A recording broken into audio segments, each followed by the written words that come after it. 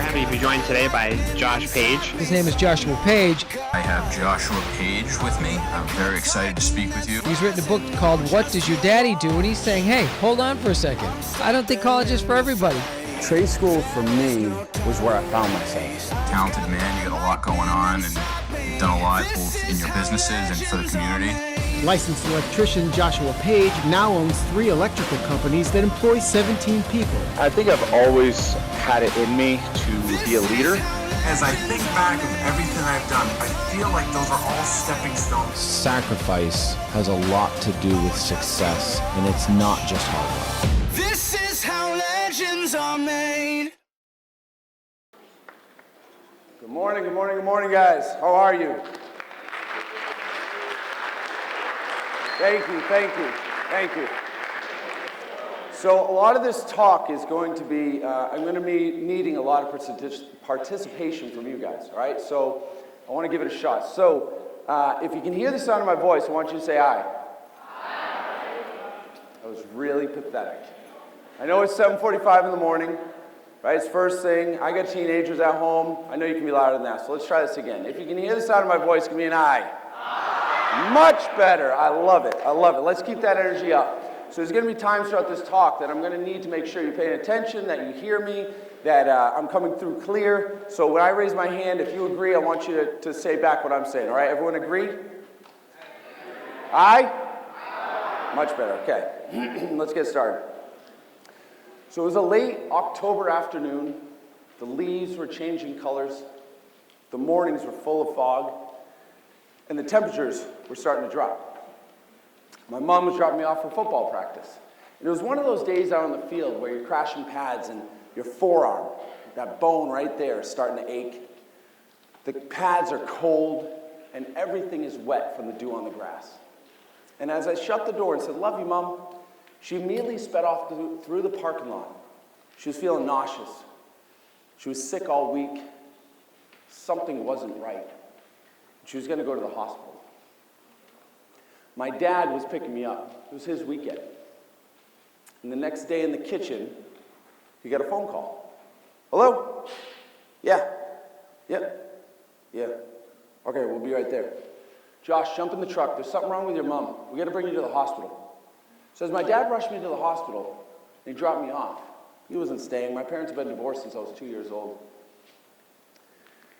He was in the room with the rest of my family, my grandparents, my aunts, my uncles, my cousins, who waited for the news. My mom had a cancerous brain tumor, and she was immediately rushed into surgery. I was scared. I was confused. I didn't even know what all this meant. A few hours later, she was recovering in the ICU, and the nurse came and brought me to go see Mom. And I could hear the shuffling of the nurses and doctors' feet, the beeping of the machines, and there in the distance, in the ICU, was Mom. She was lying on a hospital bed with a big blanket wrapped over her. She had machines to the left and to the right, wires all over the place, and this big bandage wrapped around her head. Mom had this crooked tooth right here, and she gave me this little smirk. Kind of like to say, everything's going to be all right. I don't know if it was seeing my mom in that hospital bed or the smell of that hospital. And you know what I'm talking about. I was sick to my stomach. I didn't feel good. We would spend the next year or so going back and forth to that hospital for chemotherapy and radiation treatments. And I hated it there. There was one good thing about that place, and it was the ice cream machine in the cafeteria. Because I could get anything I wanted. I could get vanilla, I could get chocolate, a mixture of both, and any toppings. I loved it. It was the only thing I loved in that hospital. The only thing. Back at home in our living room, we had this big couch along the back wall. And towards the front of the house was a window. And that was Mom's perch. She used to sit there and watch me and my friends play football, and watch the cars go by, and people walking their dogs. That was her perch. Like, she just loved it there. And one weekend, I had my friend Brian sleep over. He slept on the couch, and I slept in my bedroom, which was like 5 feet up the hallway, right? And I wake up in the middle of the night to, Josh, Josh, Josh. I wake up and Brian's still sleeping on the couch. Maybe I'm dreaming. All of a sudden I hear it again, Josh. So I stepped out at my doorway, and the couch in the living room was over here, and across from my bedroom was the bathroom. And the door was closed, but I could see the light from underneath. So I opened the door, and there was Mom, lying on the ground, pants around her ankles, and a towel rack ripped off the wall. Mom was going to the bathroom. She had a seizure. I immediately rushed in. I pulled her pants up. I sat her up on the ground, and I called 911. And I was scared. I was worried. I was embarrassed. I didn't want Brian to see my mom looking like that. Mom was bald. She had a little bit of hair on the back of her head and this big scar from the surgery. Normally she would wear a wig or a hat, but not in the middle of the night going to the bathroom. The ambulance came, they put Mom on the stretcher, and they took her to the hospital. And the whole time, Brian never woke up. I don't know if he was thinking the same thoughts I was thinking, or if he was really tired, but he didn't wake up till the next morning. Eventually, that couch in our living room, the one that Mom sat on and watched me and my friends play football, and that couch that Brian slept over on that one afternoon, that one weekend, was eventually replaced with a hospital bed. The same hospital bed that I saw Mom in that day in the ICU. Then there came a time when my family said that Mom could no longer care for me. And my dad was to get full custody. I had to give up my dog. I lost my room. I lost my house. It was early, February 2nd. I was sleeping on the top bunk of my half-brother's bed. He was 6 years younger than me and super big into Barney. So we had Barney curtains and Barney sheets and blankets, and even our pillowcases were Barney. My dad, all 6 foot 2 inches of him, walked into that room, walked over to my side of the bed. He put his calloused hand on my shoulder. Josh, wake up. Josh, wake up. Yeah. Hey, what's up? Your mom died this morning. No. What?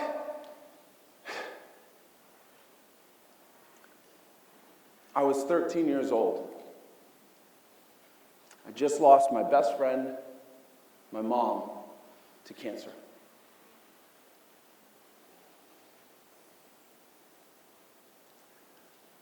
Has anyone ever felt alone, lost, like you didn't even know your next step or thought should be? If you have, can you raise your hand and say yes? A lot of this talk is going to be about me and my story.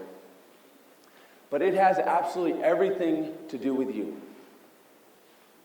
Me being up here right now has nothing to do with me. It's ultimately about you. You and your path. You on your own journey. And whatever that is for you, it's important. And your story is important. And you are important. And you are brave. And you are strong. And you are a warrior. This was the beginning of my story. But not everyone's story is the same. Some are raised by loving parents.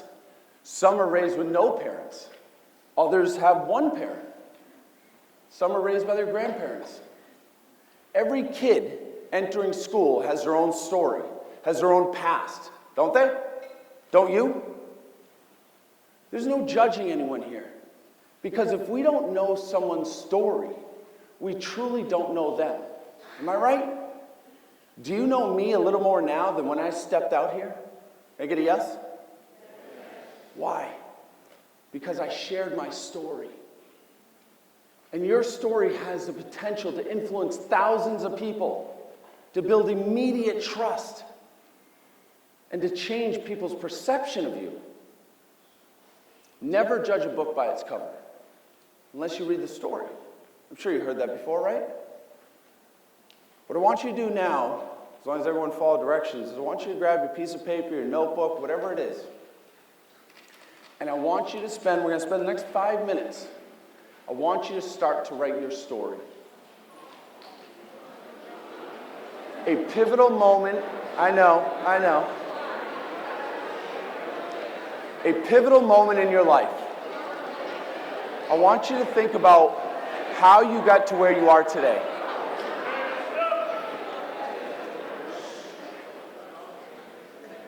It's important. And it's not going to be easy.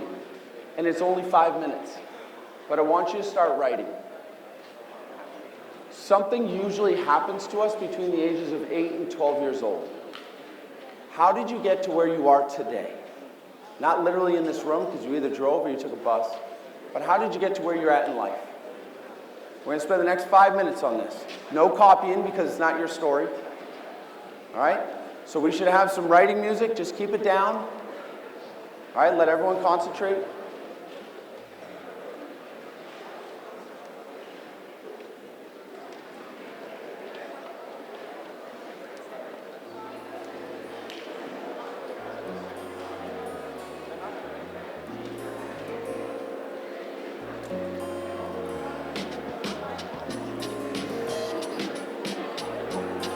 Let's bring the volume down just a little bit more, guys. Just a little bit more. Thank you.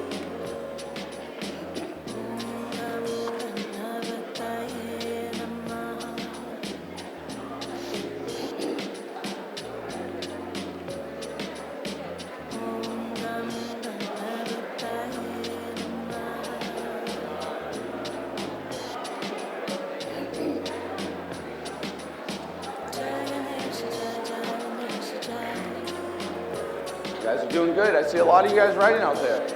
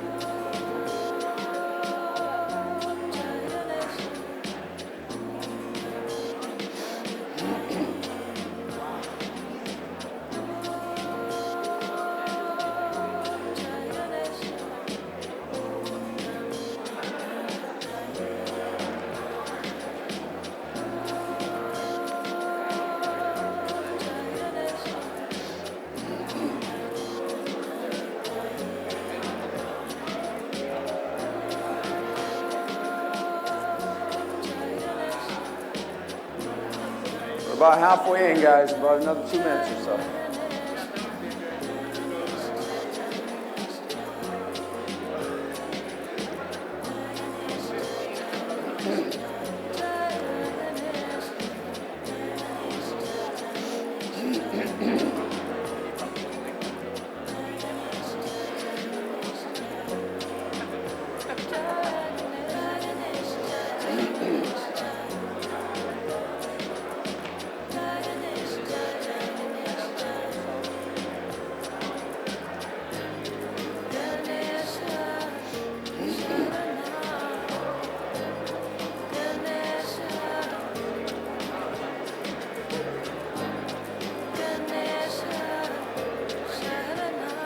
All right, we'll go one more minute, guys.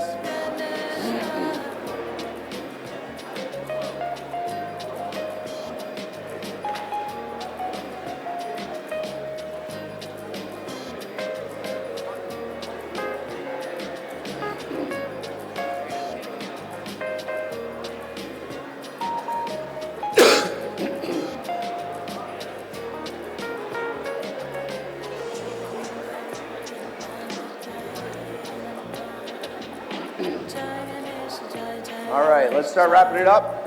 You can stop with the writing music.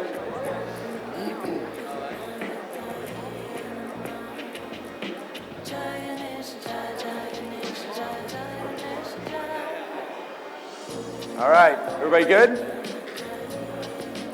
Come on, writing's not that bad.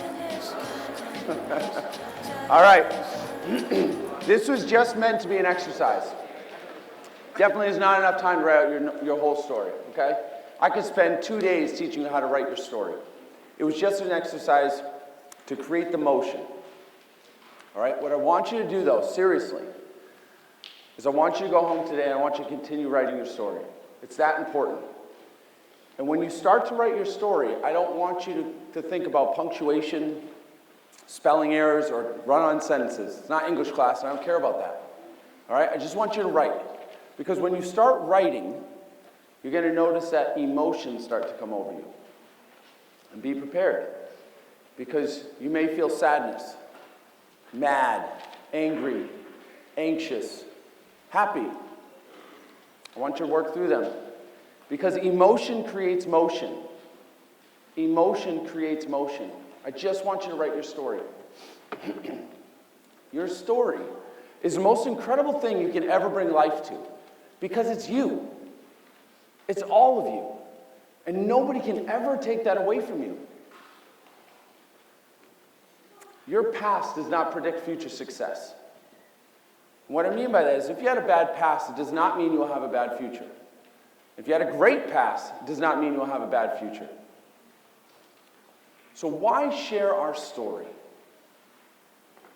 Because you have the power to influence others through your own experience, and we all get to learn from it.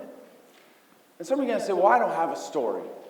Probably a lot of you in this room are going to say that, right? But everyone has a story. Everyone. And then there's going to be some of you in this room right now that are going to say, I could never tell my story. It is so bad. You have no clue what I went through in my life. But guess what? That's the story to tell. Your story could save someone's life. Your story could change someone's life for the better. Your story, we can learn from your own personal mistakes, and we can learn from it so we don't make the same ones. Some of you are going to say, well, nobody wants to hear my story. Who cares about me? I do. But guess what? If it's personal to you, it's personal to me. As human beings, we're the most emotional social creatures on this planet. We love story. It's why when your grandparents start talking about last Thanksgiving, or when they were growing up when they were 10 years old, you immediately stop and you listen because you want to hear their story. It's why when you were in preschool and we all sat on the carpet at circle time and we got so excited because the teacher was going to read a book or tell us a story. It's why our ancestors thousands of years ago would come back from a hunt. We would all sit around a circle and build a fire. And we would tell stories of how a saber-toothed cat doesn't make a good pet. We love story. It's in our DNA. So after a few months of living with my dad after my mom died, it was my dad, my stepmom, and my half-brother. Let's be honest. I don't call him my half-brother. He's my brother. He's my brother. Me and my stepmother never got along, though. We were always arguing and fighting. And I always felt like I didn't belong. Like I was sleeping over my friend's house. Has anyone ever felt that before? Can I get a yes? Yeah. Some of you? Yeah? Like, can I go to the bathroom? Can I get a drink of water? I just felt like I never truly belonged there. And I was tired of it. I couldn't stand it. So I decided I was going to run away. So that day I put my mountain bike on the side of the garage. And I had a bedroom in the basement at that time. So I went to bed about 9 o'clock, my heart pounding out of my chest until I finally built up the courage around 11 o'clock. And I peeled off the blankets, and I went up to my door, and opened the door real quiet, shut it behind me. And then I walked through the sitting room, past the washer and dryer, through the oil tank room, into the basement door. And I grabbed that doorknob so tight so it wouldn't make a noise. I turned it, I opened it, I closed it behind me. I made it.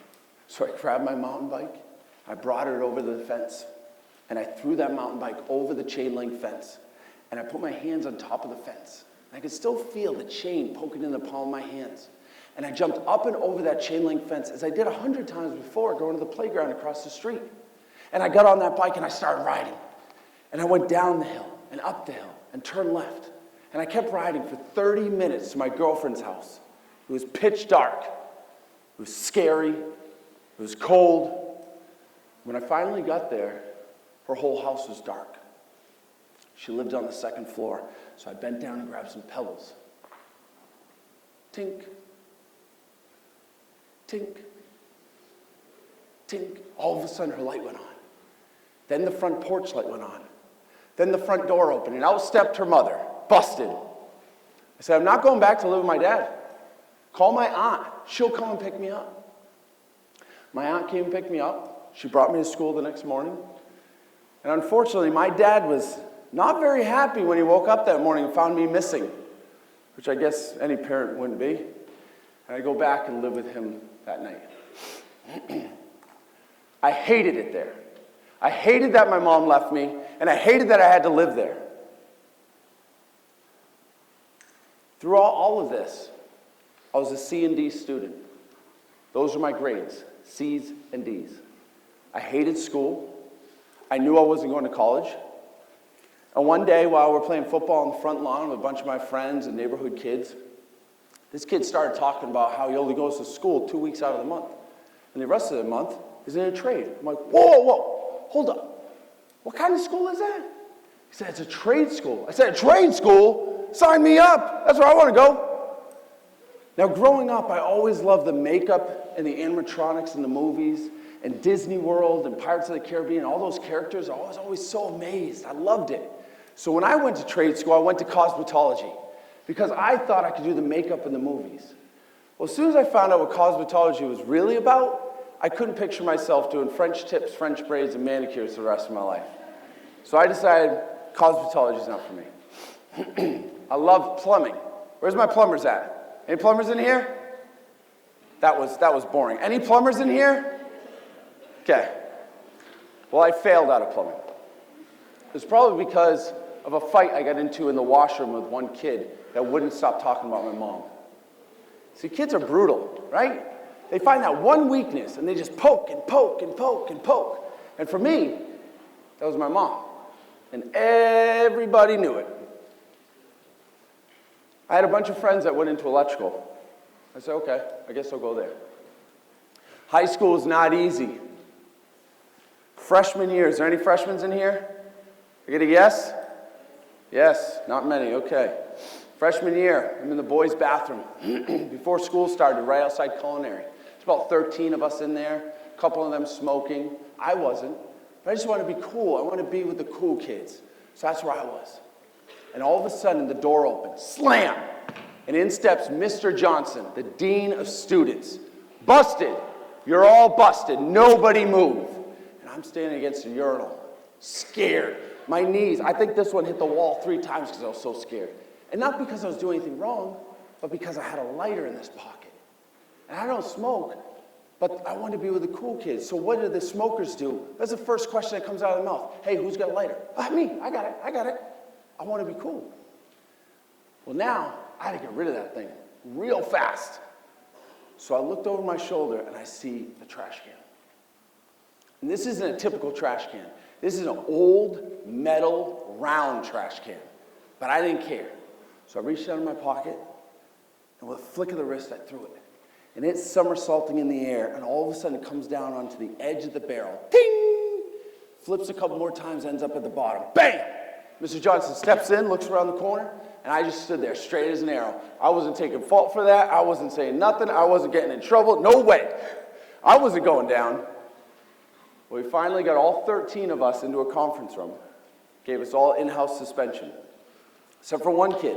He had 3 cigarettes on him. He got 1 week out-house suspension. In fact, now I tell this story, I don't think he ever came back again. Sophomore year. Sophomore year, where's my sophomores at? I get a yes? Yeah. Sophomore year was my banner year. That was the best. And I always seem to have the best ideas in shop. right? That's when everything came to me. That was the best ideas. So I had this idea that I would take a screw, I would screw it into a wire nut, I'd take the wire nut, I'd put it into a 1/2-inch piece of EMT pipe, and I'd blow that wire nut across the shop. Yeah, that got me one day in-house suspension. Don't do that. Then I had this kid, Alden, in class. I decided Alden needed to eat a dog biscuit that day. So I chased around Alden all day until he finally ate the dog biscuit. And when the teacher found out, I got in big trouble. Big trouble that day. Then, a few months later, I took Alden and his boot, put it on a wooden bench. I took it all through the heel of his boot into the wooden bench so Alden and his boot couldn't move. Yeah, that gave me 2 days in-house suspension. Highly not recommended. Junior year. Where's my juniors at? Oh my God, come on, yes. Where's my juniors at? Oh my God, sophomore's are better than juniors here. All right, junior year. This is gonna be my year. I saved up, I was working, I saved up enough money. I bought a car. I learned how to drive a 5-speed. I got my driver's license. And then I ran away again. This time I wasn't on my mongoose. I had a 1988 Honda Prelude and they couldn't stop me. I went and lived with my aunt. I couldn't stand living there anymore. I was tired of the fighting, tired of the battling, and I left that house. I went and lived with my aunt for the rest of my high school life. And a few months after that, with my shop buddies, out in the hallway, just fooling around, having a good time, right? I decided to moon one of them. No big deal, right? We're just having fun.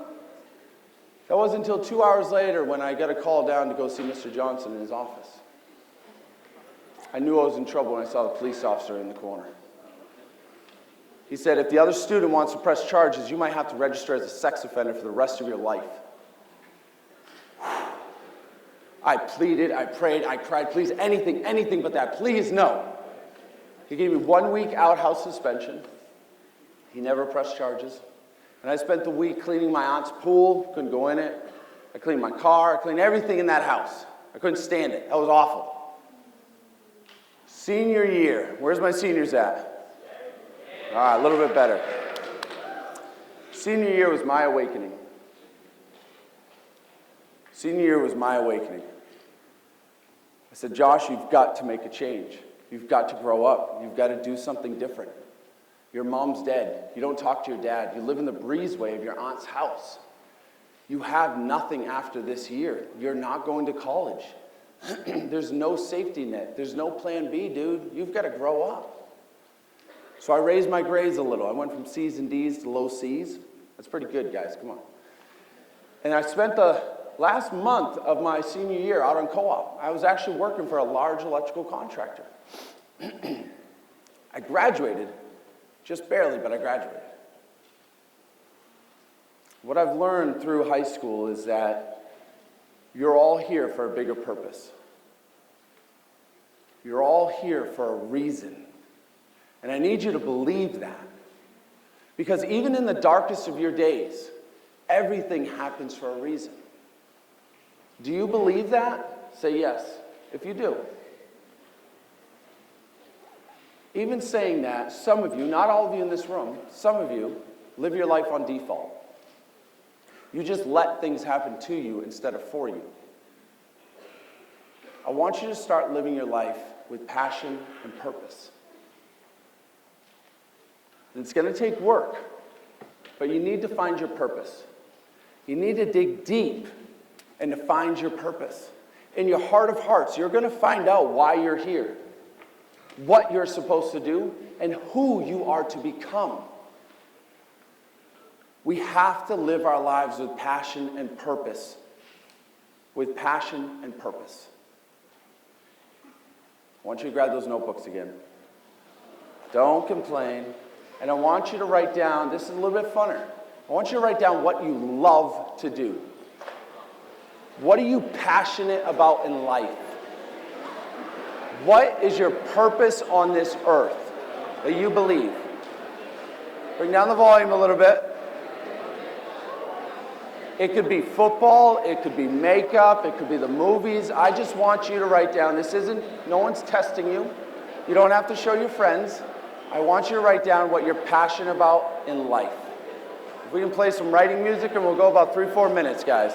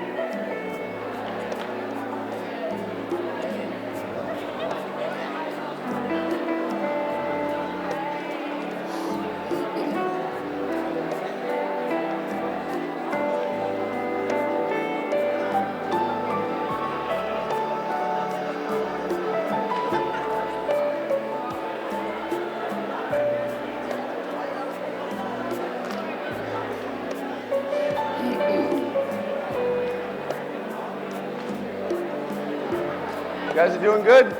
See a lot of writing, some talking, but you guys are doing good. Keep it up.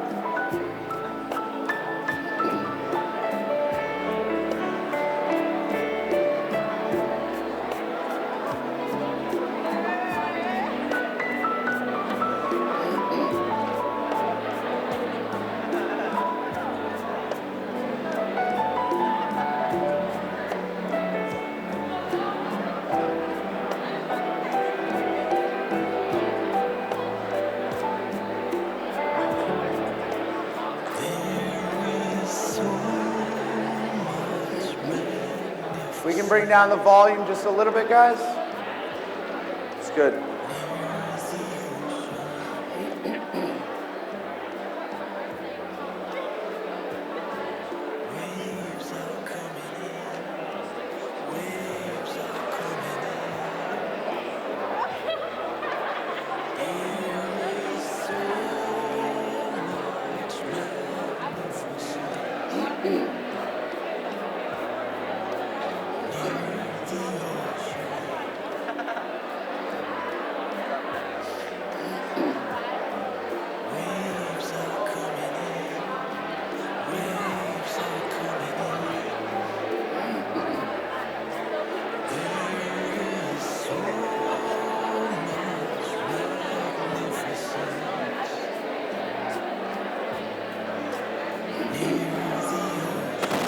It's a minute and a half, guys.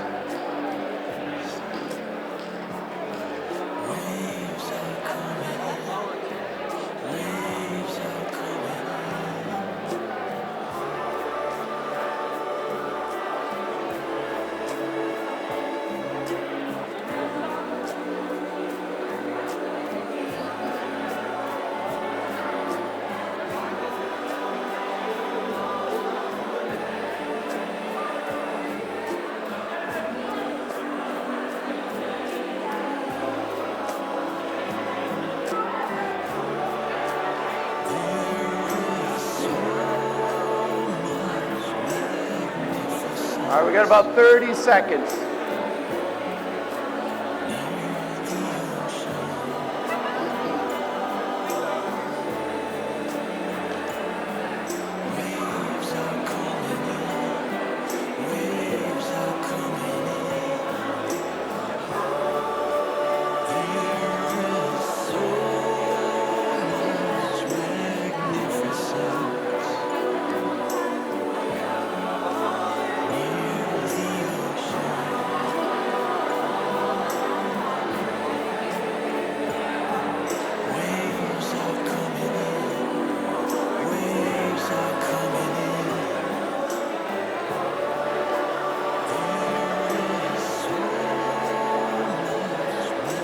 All right, let's wrap it up. You can shut off the writing music.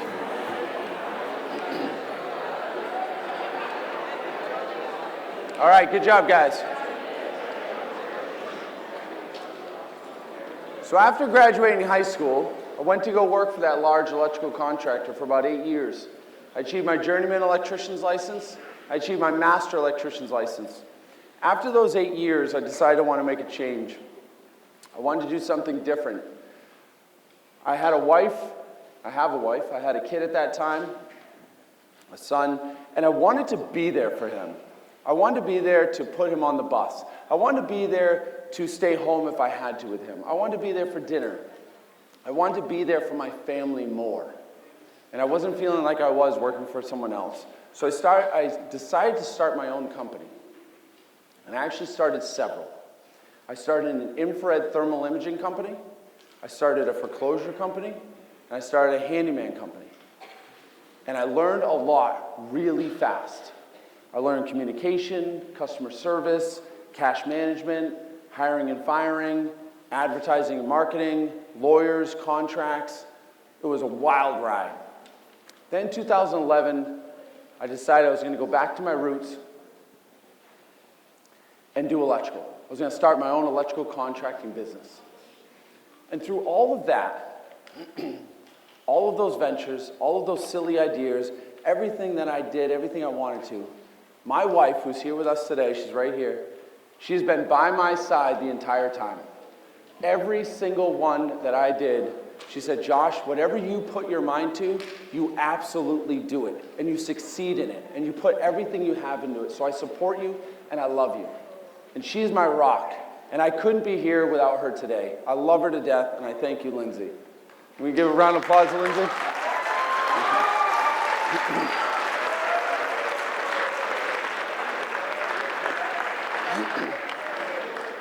We have 2 sons, one's 8 and 13, and we took guardianship over my niece, who was 15 at that time, in 2020. She's now almost going to be 18 years old. It's kind of funny how history repeats itself. I went and lived with my aunt, and now we're taking in my niece. So I grew that company quick. In 2015, I purchased another electrical company. In 2017, I purchased another electrical company. And now today, I own and operate 3 electrical companies.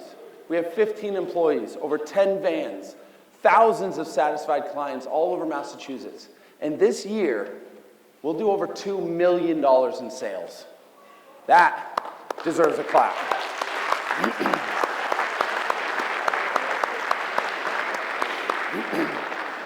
One other thing that I wasn't going to talk about, but it happened just yesterday, and I'm pretty damn proud, is that I borrowed over $500,000 to purchase those 2 companies.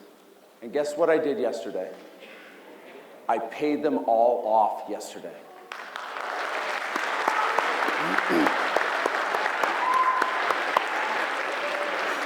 Thank you. So how did this C&D student, constantly getting into trouble, absolutely no college education, to 20 years later, I graduated in 2002. 20 years later, I'm standing on stage in front of all of you, a published children's book author, and creating other businesses. I've narrowed it down to one word: persistence. I'm physically unable to give up. I have no safety net. There's no plan B. There's nobody that's ever going to come and save Josh. So I don't want anyone to ever tell anyone in this room that you can't be what you want to be or do what you want to do. Regardless of your age, your sex, your religion, your college education, it doesn't matter. You can do what you want to do, you can be what you want to be, but there's one unwritten rule. You must have the desire to achieve and the persistence to make it happen.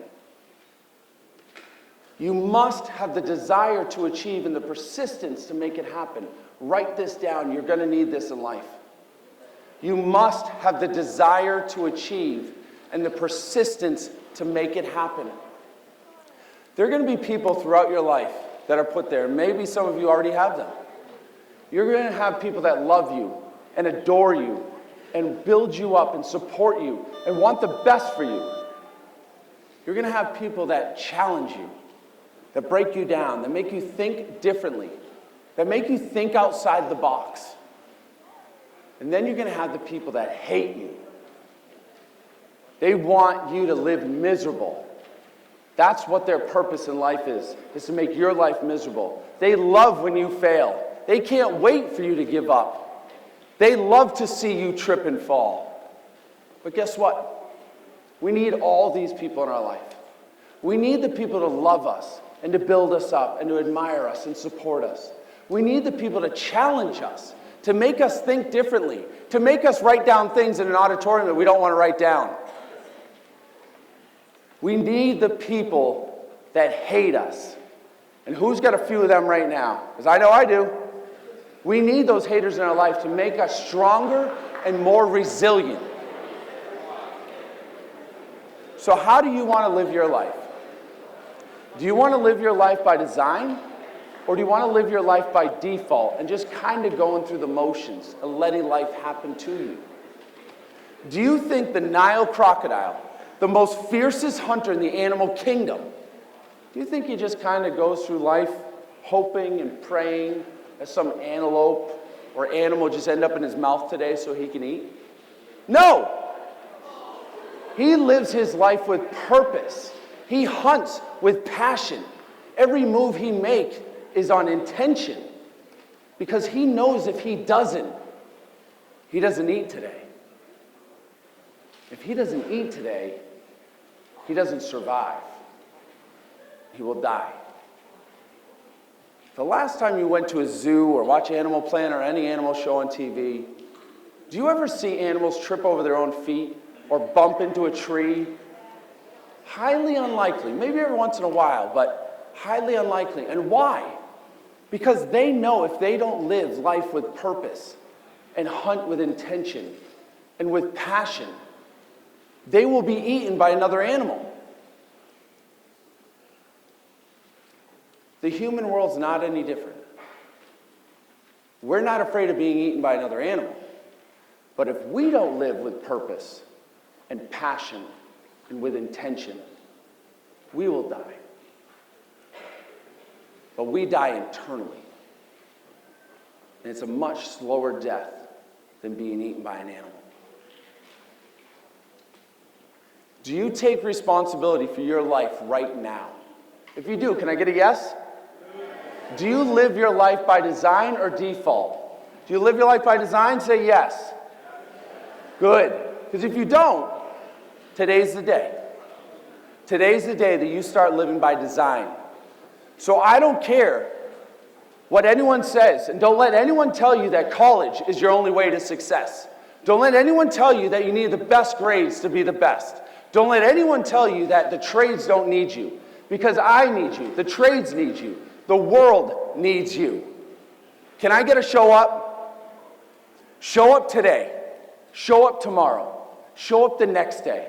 Show up because nobody else is going to do it for you. Last time, guys, I promise, get out your writing books. And I want you to write down what are your next steps. How are you going to live life differently after leaving here today than when you started in school today? Most importantly, how are you going to show up? And I'm going to give you 3 minutes on this one.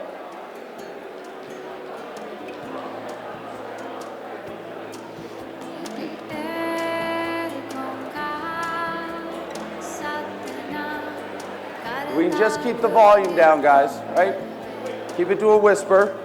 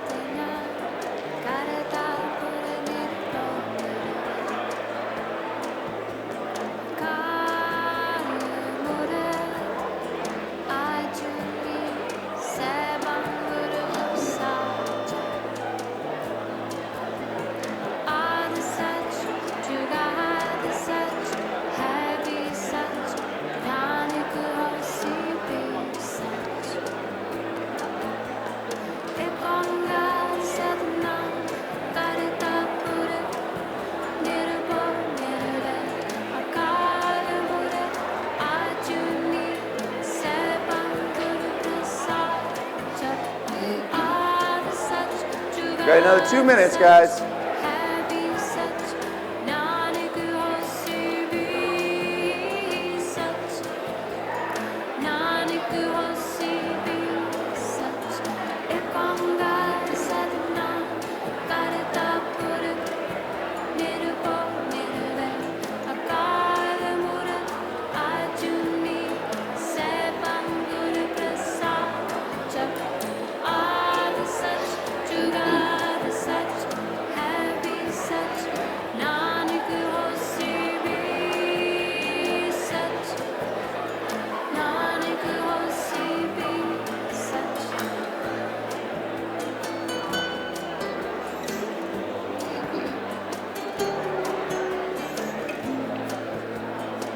Go 1 more minute.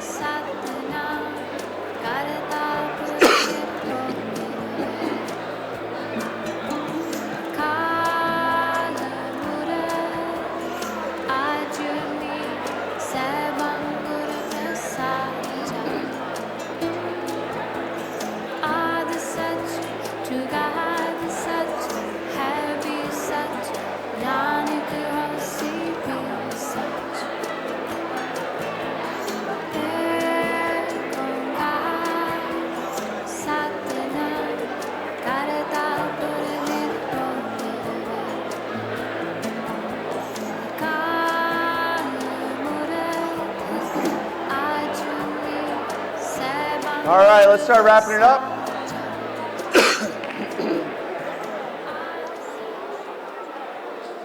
All right, eyes on me. Are you starting to believe it? Are you starting to believe that you can do anything you want to do? Can you feel that fire inside of you? I believe that you can. Do you believe that you were put here today on purpose? Do you believe that you were put here today in this room with me on purpose? We didn't all just collectively end up at the same time, same date, and same location. This was done on purpose. We are here for a reason.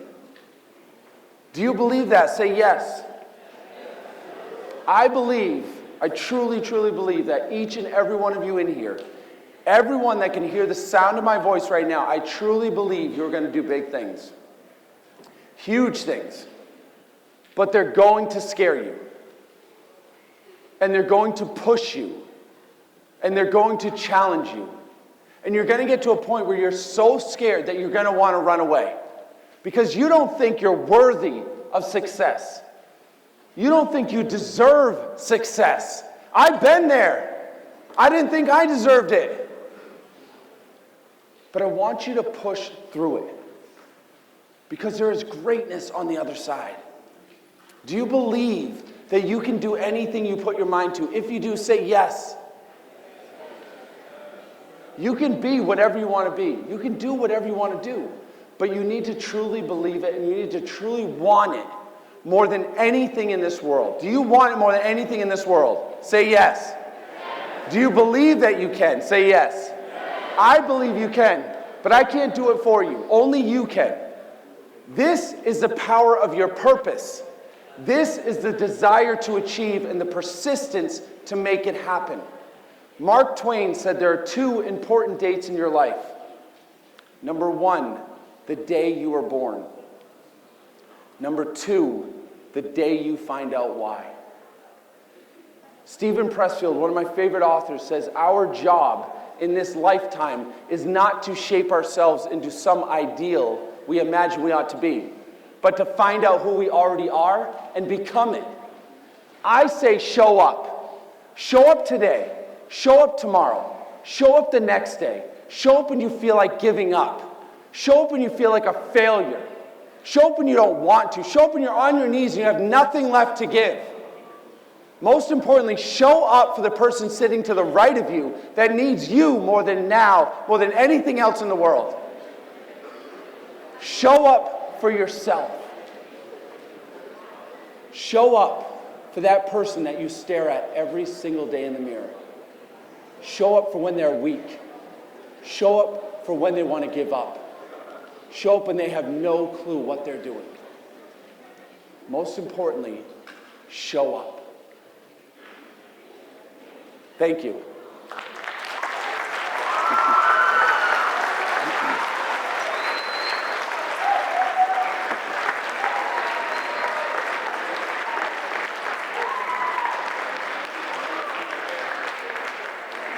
So I want to say thank you to each and every one of you.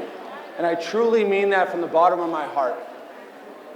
I have had my hand raised for years to have the opportunity to speak. Nobody would give it to me. Nobody would trust me. Nobody wanted me up on their stage. So I appreciate it. I really do. And I thank you for playing full out and writing even though you didn't want to. And most importantly, thank you for showing up.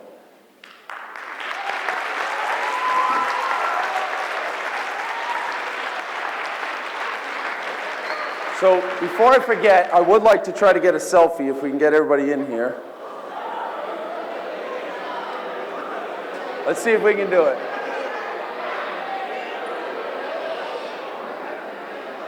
All right, let's try a video. Ready? So when I give you a thumbs up, I want to hear you guys say show up, okay? So let's try it first, all right? Let's see what happens. Oh, jeez, we got to do it all together. All right, one more time. This is just an example. All right. Leominster Trade, what are we going to do? Yeah!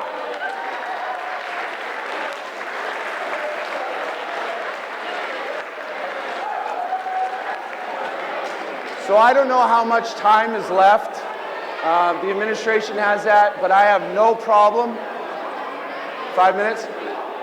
All right, we got 5 minutes, guys. I have no problem doing a Q&A. If you guys have questions for me, I'll try to be as honest as humanly possible. So if you don't have questions, that's fine, but if you have them, you can raise your hand, you can get a mic, whatever Dan wants to do.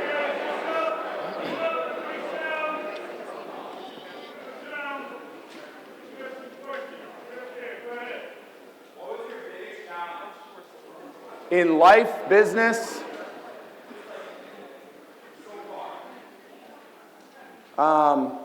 finding my purpose. So my purpose came to me about 3 years ago, and this is what it is. My purpose is to live a life without sacrifice so I can provide others a life worth living. And to me, that means I don't want to ever hold back. I don't want to ever do anything because I can't. I want to do it so that way I inspire others to see me and say, wow, that kid's a C&D student. That kid did this. That kid was, in trouble all of high school, and look at him now. So to me, that's my purpose. I want to live a life without sacrifice so I can provide others a life worth living. That was the hardest part for me. Anybody else?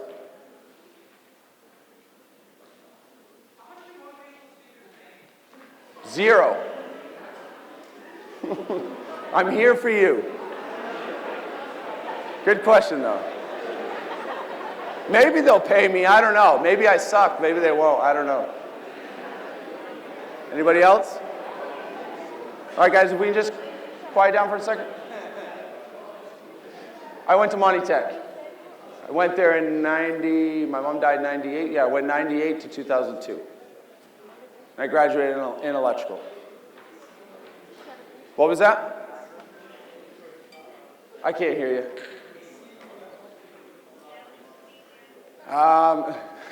They weren't, but I paid for it, trust me. Anybody else?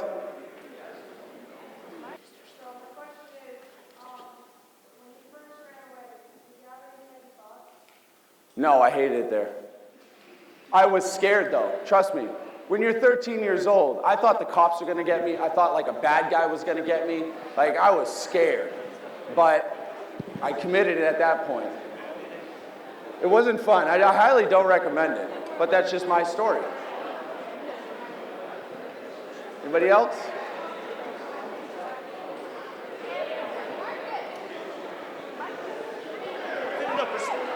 It will work?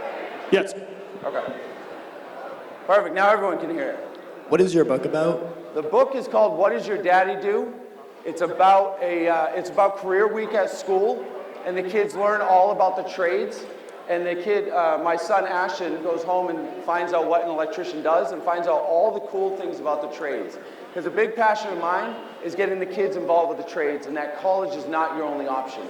So it's going to be a series of books. The first one's electrician, the next one's plumber and HVAC, carpenter, welder, and cosmetologist.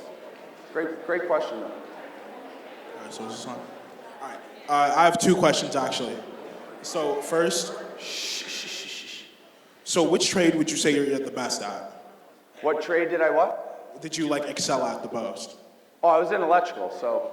Right, electrical. And a very much unrelated question. What do you like better, pancakes or waffles? Pancakes or waffles? Depends on how much protein's in them. I would say if you put protein powder in them, I'll eat either one. But otherwise, they normally just have too much carbs, so I don't eat them.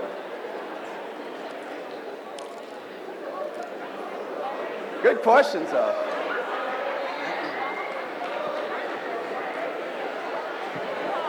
All right. What's your biggest regret? What's my biggest regret? Whew.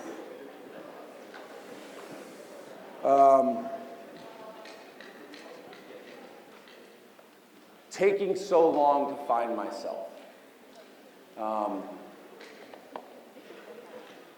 When I was building the business, I don't know if I'm prepared to tell this story. When I was building this business, I put my business on top of my family because that's what I thought I had to do.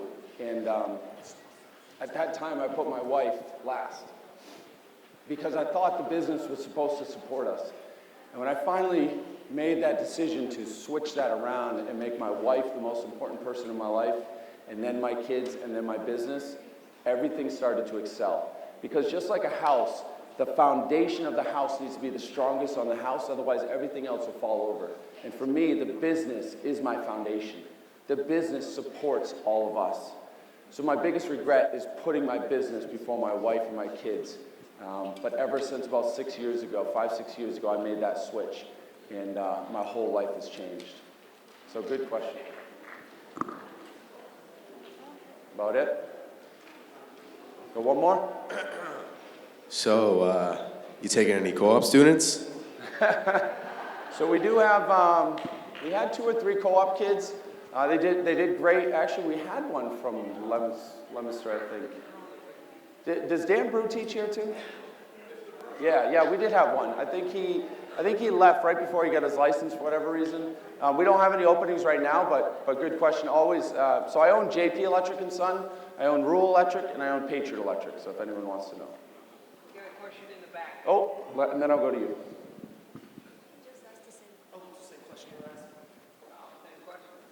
It was the same question Okay, you just got go asked. ahead.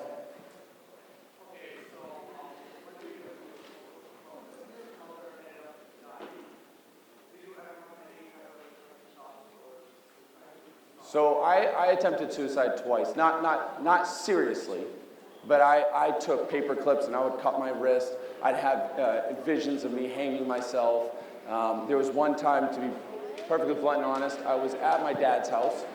I was not happy living there. I was missing my mom, and whether you believe it or not, I envisioned going to a party that day.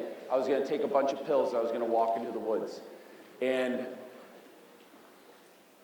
my hand on my mom's life, I don't think I've ever told this story. She appeared in a white dress.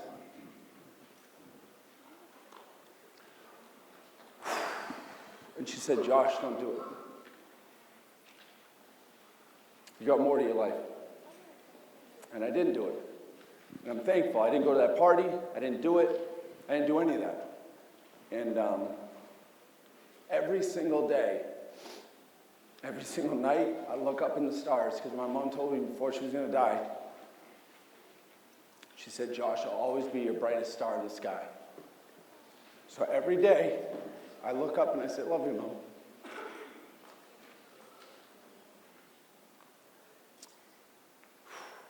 Good question.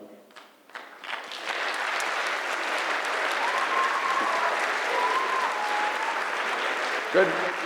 Thank you guys. I really appreciate it. Thank you very much.